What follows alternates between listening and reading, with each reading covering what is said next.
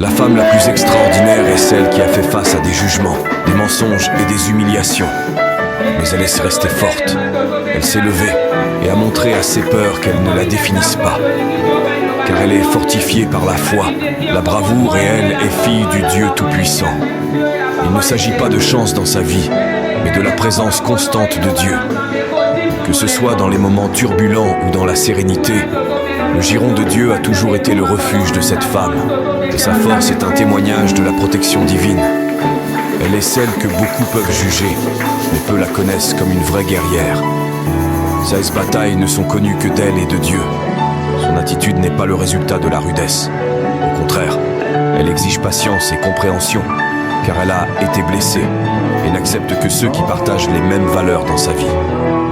Sa sélectivité reflète la recherche de relations fondées sur des principes authentiques ou contribuant de manière positive. Sinon, elle préfère ne pas s'impliquer. Cette femme est beaucoup pour certains. Elle n'est pas pour ceux qui ne comprennent pas la gravité de l'engagement et n'acceptent pas moins que ce qu'elle mérite, car sa valeur est reconnue par des normes divines. La femme la plus extraordinaire qui existe est sans aucun doute celle qui a été blessée et maltraitée, mais qui trouve réconfort et force en Christ.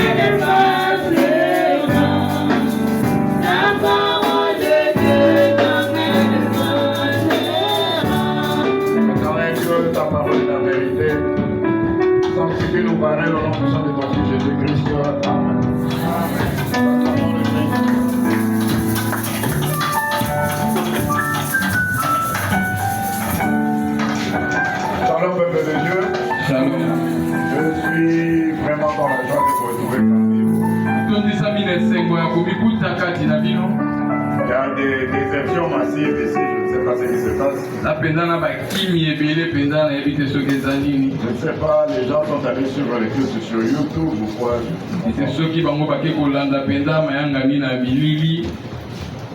Le dimanche, c'est les jours où il faut exalter le Seigneur. Quelles que soient les activités que nous avons, il faut honorer les jours du Seigneur. Et le Seigneur te bénira autrement. Tu peux avoir des rendez-vous, tu pourrais gagner de l'argent. Mais si tu te dis que la Bible demande à ce que nous honorions les jours du Seigneur,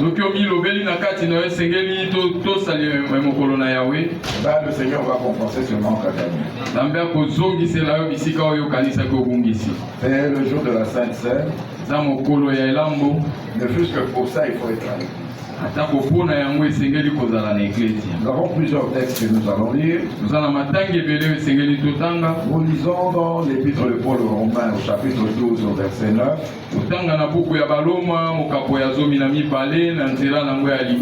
Nous lisons dans le livre des Proverbes au chapitre 26. Du 23e au 27e verset.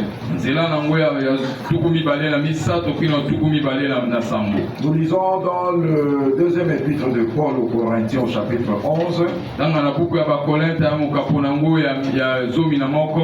Verset 14. Nous lisons aussi dans le livre de Juges au chapitre 16, verset 15 à 16. Amen. Juge 9.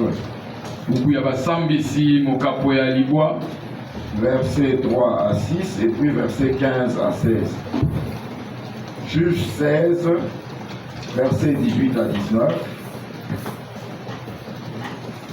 Matthieu 23, verset 27 à 28.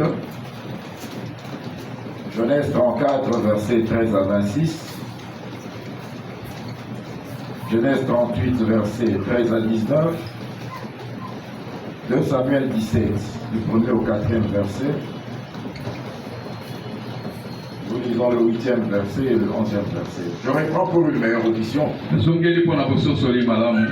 Romains 12, verset 9. Proverbe 26, verset 23 à 27. 2 Corinthiens 11, verset 14. Juge 16, verset 15 à 16. Juge 9, verset 3 à 6. Et puis verset 15 à 16. Juge 16, verset 18 à 19.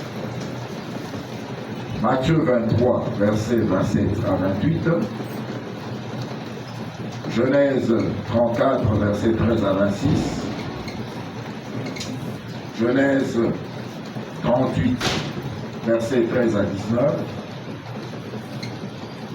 2 Samuel 17, du 1er au 4e verset.